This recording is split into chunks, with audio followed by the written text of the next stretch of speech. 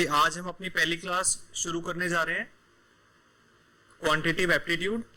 तो स्टार्टिंग जो करनी होती है हमें, वो करनी होती है नंबर सिस्टम से। अब यहां पर नंबर सिस्टम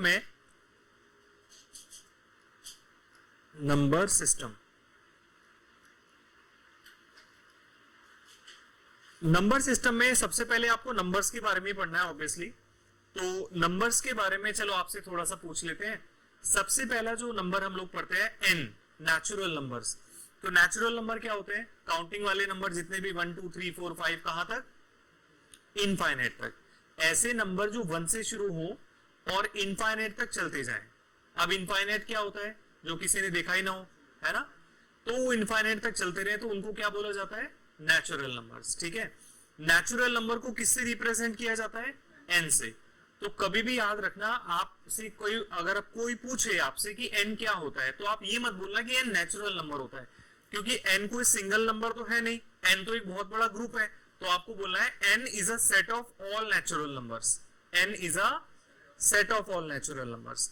अच्छा, सारे नेचुरल नंबर्स में यानी 1 2 3 4 5 जितने भी होते हैं, 1 2 3 4 एंड सो ऑन, चलते रहेंगे इनफाइनाइट तक। अगर इसमें मैं 0 और ऐड कर दूं तो ये होल नंबर्स बन जाएंगे। क्या बन जाएंगे? होल नंबर्स को किससे रिप्रेजेंट करा जाता है? W से रिप्रेजेंट करा जाता है, W।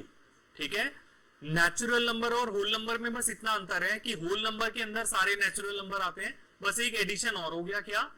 0 और आ गया। अब इसी 0 के साथ आप माइनस वाले नंबर्स भी लगा दो इसमें, -1 -2 -3, यानी वो सारे नंबर बच्चों जो आप नंबर लाइन के ऊपर देखते हो, तो ये सारे के सारे क्या हो जाएंगे? इंटीजर्स हो जाएंगे, इंटीजर्स। और इंटीजर्स को रिप्रेजेंट करा जाता है किससे?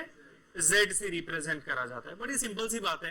ठीक है, ये इतनी आसान बात है कि आपको इसे लिखने की भी कोई जरूरत नहीं है। जो चीज लिखनी होगी वो मैं आपको बता दूंगा, ये बस याद रखनी है आपको बात है। ठीक है, नेचुरल नंबर 1 2 3 4 5, नेचुरल नंबर में 0 को ऐड करा, होल नंबर बन गया।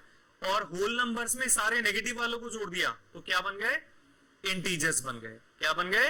इंटीजर्स को दो कैटेगरी में बांटा जाता है, पॉजिटिव इंटीजर और नेगेटिव इंटीजर। तो ये नेगेटिव इंटीजर है और ये पॉजिटिव इंटीजर है। 0 को प्लस माइनस में नहीं माना जाता, 0 अलग है, ना ही वो पॉजिटिव है ना ही वो नेगेटिव है, इस तरह से।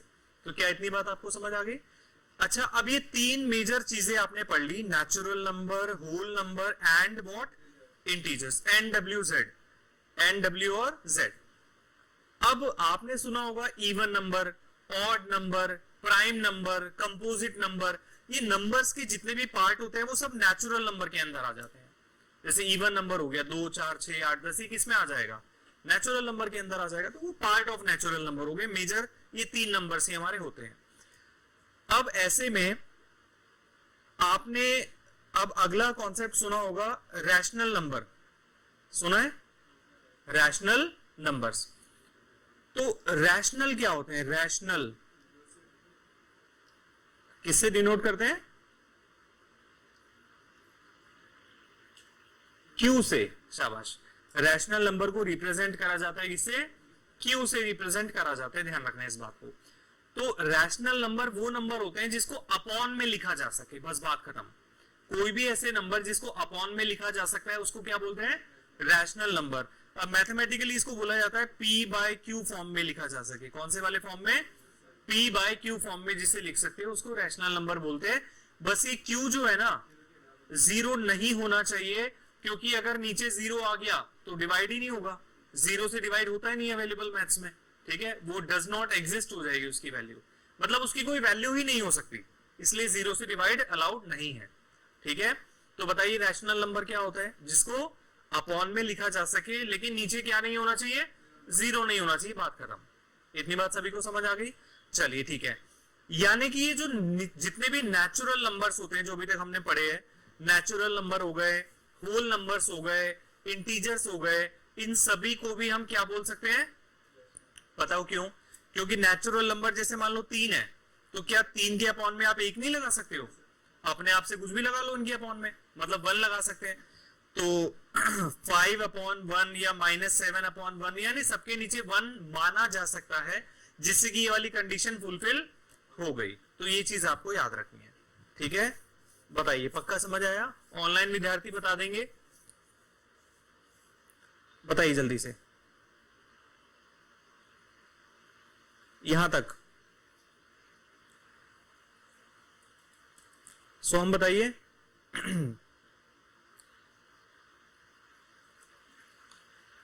ठीक है, अब रैशनल के बाद हो जाते हैं इरैशनल नंबर्स।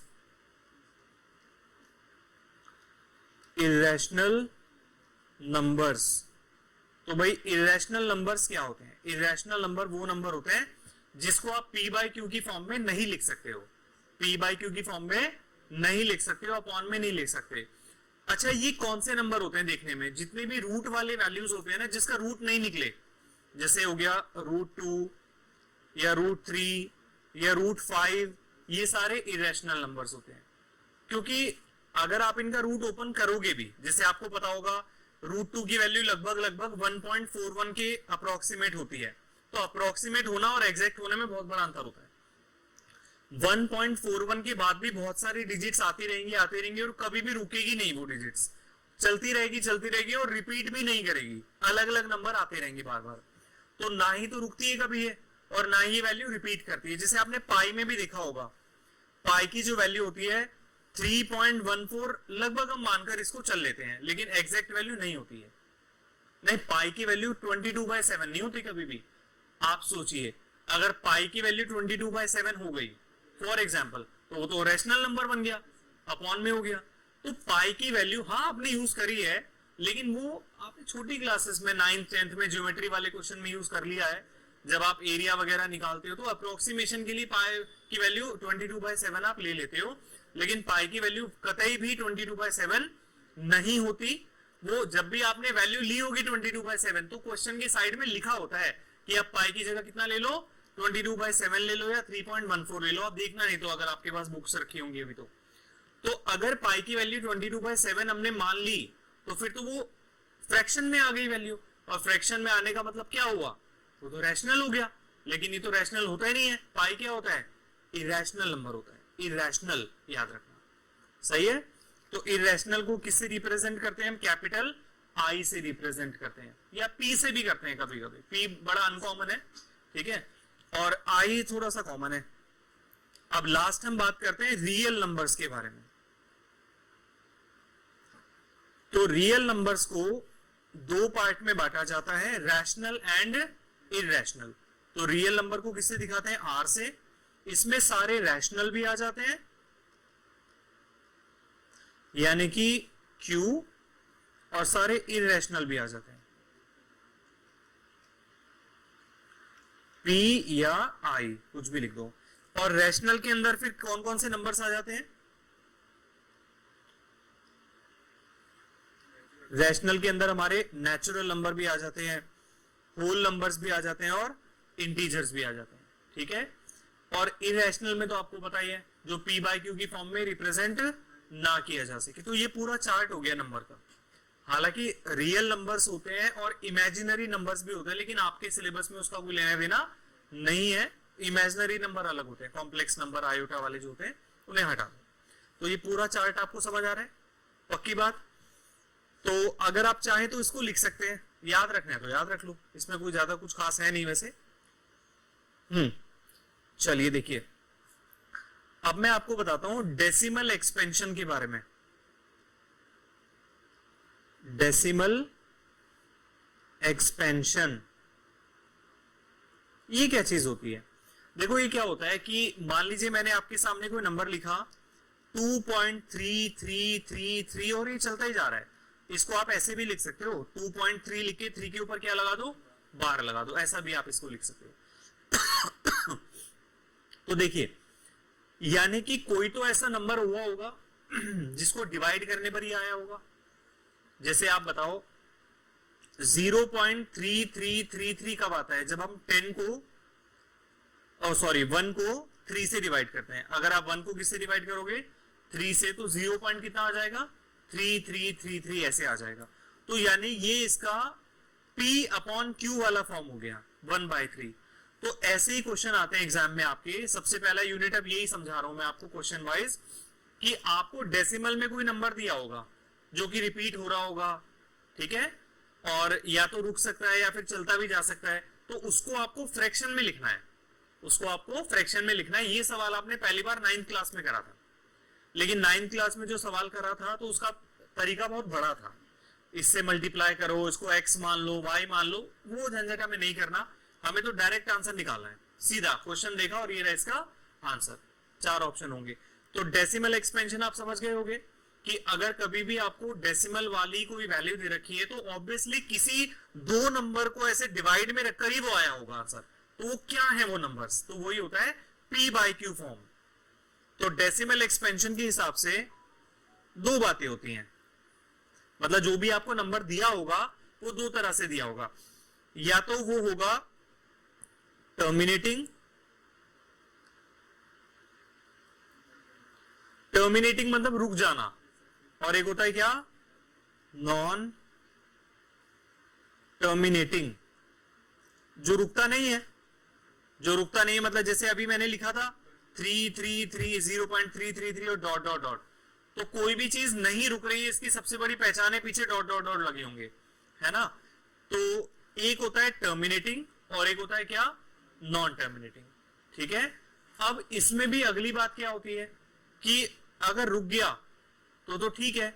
अब इसकी अगली बात नॉन टर्मिनेटिंग में कैसे होते हैं। नॉन टर्मिनेटिंग का मतलब नहीं रुक रहा है, वो चलता जा रहा है। अब चलते जाने में 2 केस होते हैं कि रिपीट हो रहा है या रिपीट नहीं हो रहा है। तो रिपीटिंग, इसको रेकरिंग भी बोल देते हैं कभी कभी, वर्ड वाइज तो कोई दिक्कत नहीं है, रेकरिंग रिपीटिंग एक ही बात है। और एक होता है क्या, non repeating, repeating non repeating. तो जो रुक गया है सीधा सीधा वो नंबर हो जाता है रैशनल नंबर, रैशनल,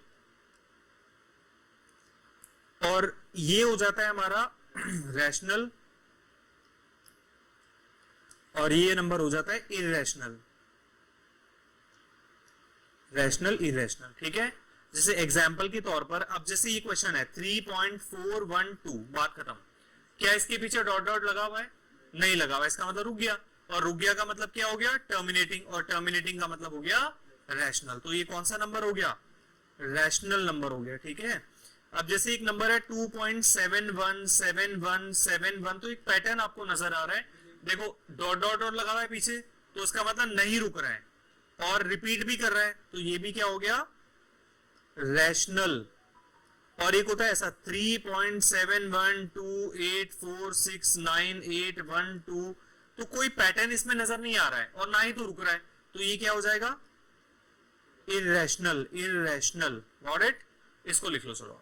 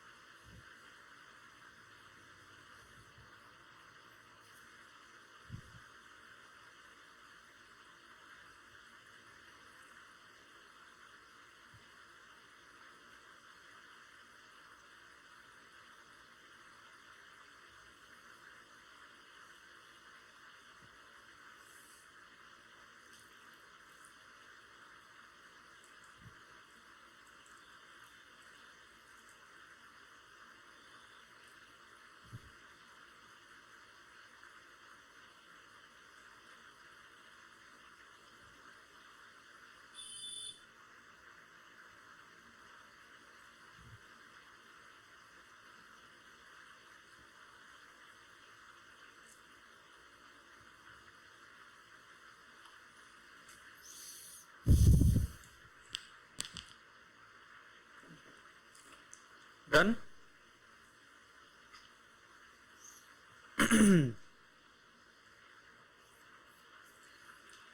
लिख दिया,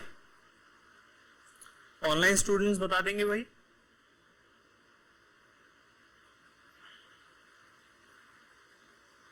लिख लिया आप लोगों ने, ठीक है बढ़िया, लिख लिया था आपने, लिखना है, आपने लिख लिया बेटा, चलिए बढ़िया। तो अब हमारा टॉपिक है कन्वर्जन इन P/Q फॉर्म। तो किस फॉर्म में कन्वर्ट कर रहे हैं हम लोग?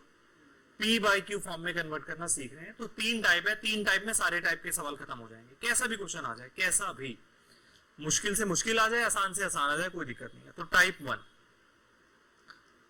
टाइप 1 बड़ा ही सिंपल सा टाइप है भाई। तो टाइप 1 में कैसे सवाल आते हैं? टाइप 1 में ऐसे सवाल आते हैं 0.7 बार। तो आप ये बताइए 0.7 बार का मतलब क्या हुआ? 0.7777 चलता जा रहा है।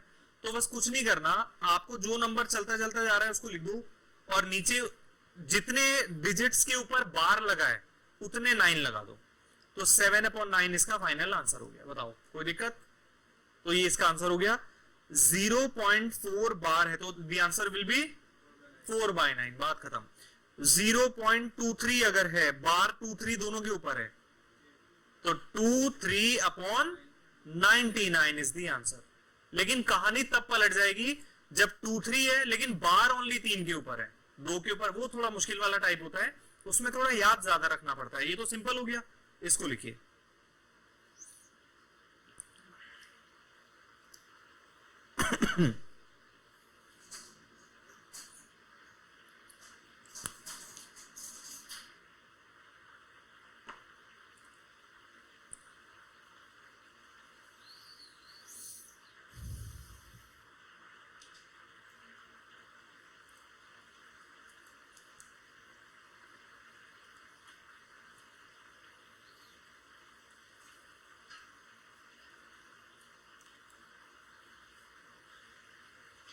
हो गया।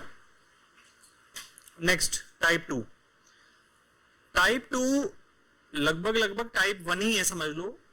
टाइप 1 में क्या था? सभी के आगे 0 था, अगर आपने ध्यान से देखा हो तो 0.7 बार, 0.4 बार। अब यहां ऐसा नहीं है, 0 नहीं है, कुछ और नंबर हो गया। तो क्या करेंगे? जैसे 1.73 के ऊपर बार लगा हुआ है, ओके, तो सेम वैसे ही काम करना है, लेकिन 1+73/99 इसका आंसर आ जाएगा। अब इसको लिखने के 2 तरीके हैं, वो तो ऑप्शंस पर डिपेंड करता है कि ऑप्शन कैसा दिया हुआ है। अगर मिक्स फ्रैक्शन में है तो इसको लिख सकते हैं 173/99, सीधा सीधा, क्योंकि जब प्लस होता है बीच में तो आपको पता है प्लस हटा दो और ऐसे सिंपल लिख दो, इसको बात खत्म। और अगर नॉर्मल करना है तो पहले 99 को 1 से मल्टीप्लाई करोगे, 99 आ जाएगा, फिर उसमें 73 जोड़ोगे, बताओ कितना आएगा? 99 + 73 कितना हो जाएगा? 172। 172 डिवाइडेड बाय 99। तो अगर आपके पास अभी फोन है तो आप एक बार इसको डिवाइड करके देखिए। 172 डिवाइडेड बाय 99 करो।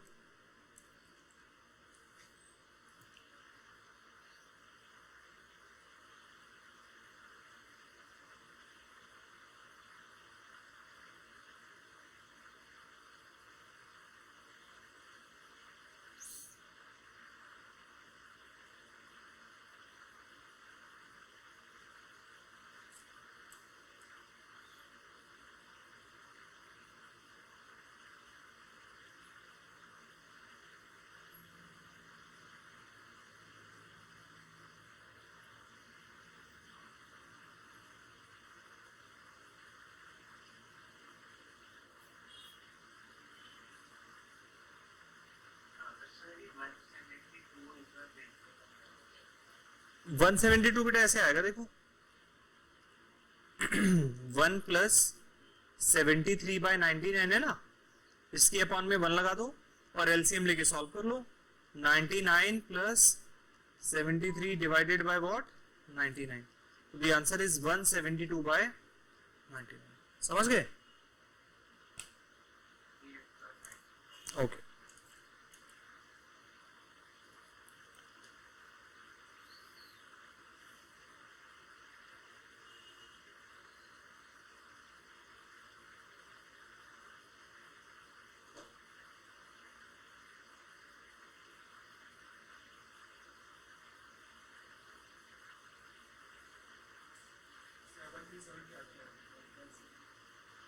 कितना आ रहा है ना? सेम, ठीक है।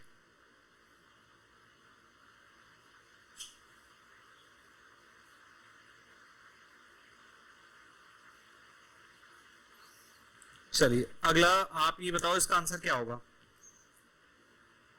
क्वेश्चन इज 3.7 और बार, बताइए जल्दी से।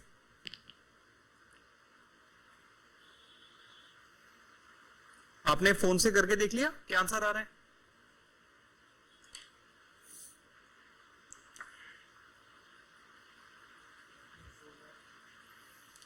Thirty 4/9, 3 + 7/9,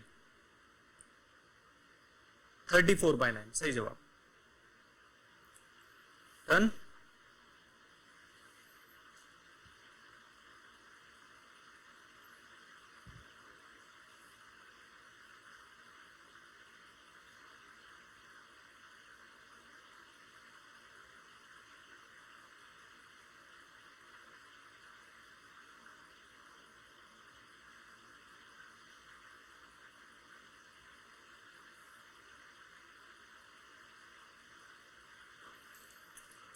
done.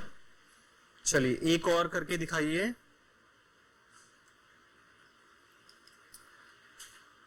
1.02 बार, बताइए इसका आंसर क्या होगा?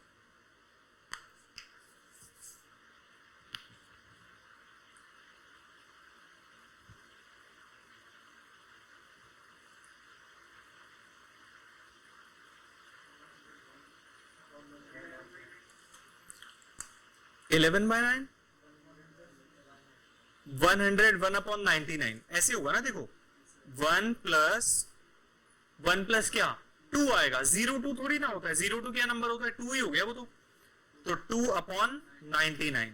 ओके, तो ये हो जाएगा 99 1/99 + 2 101/99। Got it. और अगर मिक्स फ्रैक्शन में होता तो 1 2/99। बात खत्म। आ रहा है समझ?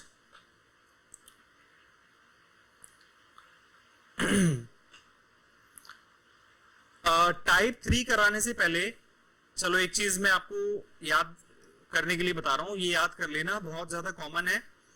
जैसे मान लो ये a + b/c लिखा हुआ है, तो अभी मैंने आपको मिक्स फ्रैक्शन का रूल बताया था कि इसे ऐसे लिख सकते हैं a/b/c। बात खत्म। ये तो पहला केस हो गया है ना। दूसरा केस होता है अगर यहां माइनस दिया होता। अच्छा, इसका एग्जाम्पल ये हो गया कि अगर लिखा हुआ है 7 1/9 या 7 + 1/9, तो उसको ये ऐसे लिख सकते हो है ना। लेकिन अगर माइनस में हुआ a - b/c हुआ तो क्या होगा? हालांकि इसका इससे ऊपर वाले से कोई लेना देना है नहीं, बीच में आ गया तो मैं आपको बता रहा हूं ऐसे। तो ये जो a आपको दिख रहा है इसमें से एक कम कर दो, तो ये क्या हो जाएगा बताओ? a - 1। क्या इतनी बात समझ में आ गई? और ऊपर जो ये नंबर नजर आ रहा है, ऊपर जो भी नंबर है b है ना, तो b और c में बड़ा कौन होगा पहले ये बताओ। b बड़ा होगा या c बड़ा होगा? सोचो। c बड़ा होगा, वो तो रिमाइंडर है ना, b तो ऊपर रिमाइंडर आता है, तो b बड़ा होगा। तो ऊपर दोनों का डिफरेंस यानी c - b और अपॉन में c रहेगा। ये ऐसे मिक्स फ्रैक्शन बनता है। इसको एग्जांपल से ही समझ आएगा आपको। देखो जैसे मान लो लिखा हुआ है यहां पर चलो ये 7 और -1/9 है, तो देखो क्या हो जाएगा, ध्यान से देखना। ये एक कम कर दो, बताओ कितना बचेगा? ये 6 बन जाएगा, 6 हो गया। ओके, और ये 1 और 9 का डिफरेंस 8 और ये 9। अब आप इसे वेरीफाई भी कर सकते हो कि सही है कि गलत है। देखो 7 × 9 कितना होता है बताओ? 63। 63 में से 1 गया, 62/8 आ रहा है, मतलब इसका आंसर आ रहा है 62/9। सॉरी, अब इसे करना 9 × 6 54, 54 और 8 कितना होता है? हो गया ये। तो ये 62/9 ही बन रहा है। तो याद रखना माइनस वाला लिख लो इसको। चलो ऐसे कहीं अलग लिख लेना इसको। टाइप 3।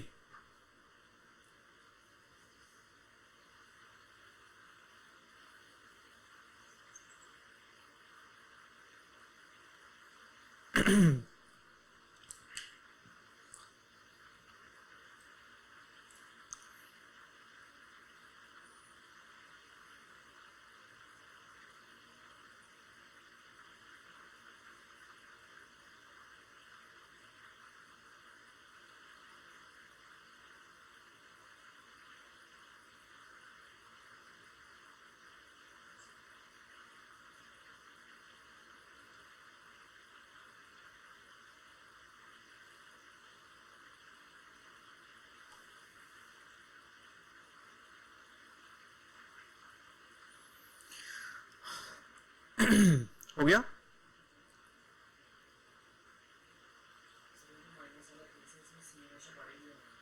कौन सा, ये जो ये नंबर है, ये ऊपर वाले से बड़ा होगा।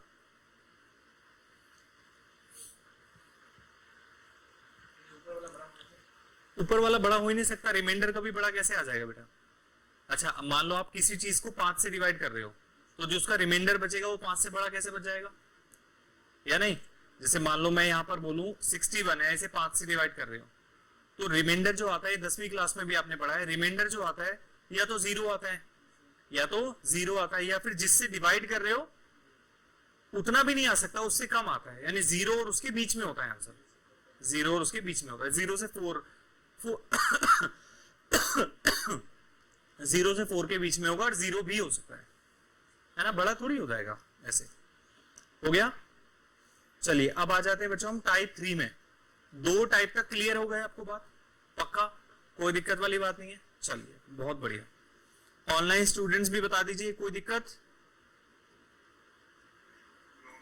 बढ़िया भाई बढ़िया। अब इसको थोड़ा सा याद रखना पड़ेगा भाई, ये थोड़ा ट्रिकी है, मतलब याद रखना पड़ेगा। याद एक बार हो गया तो जल्दी जल्दी आप लिख दोगे, कोई दिक्कत नहीं है। तो क्वेश्चन इज 3.71 बार, और इसका जो ऑप्शंस दिए होते हैं ना वो हमेशा मिक्स फ्रैक्शन में दिए होते हैं, 99.99%। बाकी कैलकुलेट करना तो कोई बहुत बड़ी बात नहीं है, तो कर लोगे। इसे क्या करें, अब इसमें प्रॉब्लम क्या है, प्रॉब्लम ये है कि बार पूरे के ऊपर नहीं है, पूरे के ऊपर होता तो अभी काम कर देते हम इसका। अब क्या करें, तो देखो इतना तो आपको पता है, पहले 3 आएगा, बीच में क्या लगेगा, प्लस लगेगा। अब असली खेल शुरू होता है, ये जो भी नंबर आपको नजर आ रहा है वो पूरा नंबर लिख दो आप। क्या नंबर है बताओ, 71 आ जाएगा। अब इसमें अगली बात, जिसके ऊपर बार नहीं है वो डिजिट इसमें से माइनस कर दो। तो किसको माइनस कर देंगे बताओ, 7 को। क्या इतनी बात समझ में आ गई आपको? क्या बोला अभी तक मैंने, पूरा नंबर लिख दो और जिसके ऊपर बार नहीं है वो क्या कर दो, माइनस कर दो। एक काम करते हैं, इसके पैरेलल एक सवाल और लिखता रहता हूं मैं, तो उसके हिसाब से आप बताते रहना। तो क्वेश्चन है 4.7216 और 16 के ऊपर बार है, बताओ जल्दी से क्या लिखूंगा मैं यहाँ पर। 4 प्लस 7216 माइनस, बहुत बढ़िया, 72, दैट्स इट। आगे समझ। अब अपॉन वाला खेल कोई ज्यादा मुश्किल नहीं है, आपको पता है कितने 9 आते हैं नीचे, बताओ कितने 9 आते हैं जितने के ऊपर बार लगा होता है। तो कितने के ऊपर बार है, तो 1 9 आ जाएगा। यहां कितने के ऊपर बार है, 2 के ऊपर, तो 2 बार 9 आ जाएंगे, 99 आ जाएगा। यहां तक भी क्लियर है भाई। ऊपर हम यही तो करते आ रहे हैं, देखो चलो आप ये खुद देख लो। बार 1 के ऊपर है 1 9, बार 2 के ऊपर है 2 9, समझ में आया। तो अब यहां पर एक लास्ट चीज और, यहां 0 भी लगते हैं, तो जितने डिजिट के ऊपर बार नहीं है उतने 0। तो यहां 1 0 और यहां कितने 0, 2 0, बात खत्म। आ रहा है समझ। 9 तो कितने लगने हैं, जितने के ऊपर बार लगा हुआ है, और बाकी जिसके ऊपर बार नहीं है उतने ही 0 आ जाएंगे। तो ये इसका आंसर आ जाएगा, मतलब सॉल्व करके माइनस करके मिक्स फ्रैक्शन में छोड़ देना, आंसर आ गया। चलिए अब जल्दी से इसका आंसर बताना। क्वेश्चन है 3.124 और 24 के ऊपर बार है, फटाफट बताओ क्या होगा, बताते रहो, बोल के बताओ। 3 प्लस जल्दी से 124 माइनस 1 अपॉन 99 और 1 0। अभी बताया था ना, जितने के ऊपर बार नहीं होता उतने 0 भी आते हैं।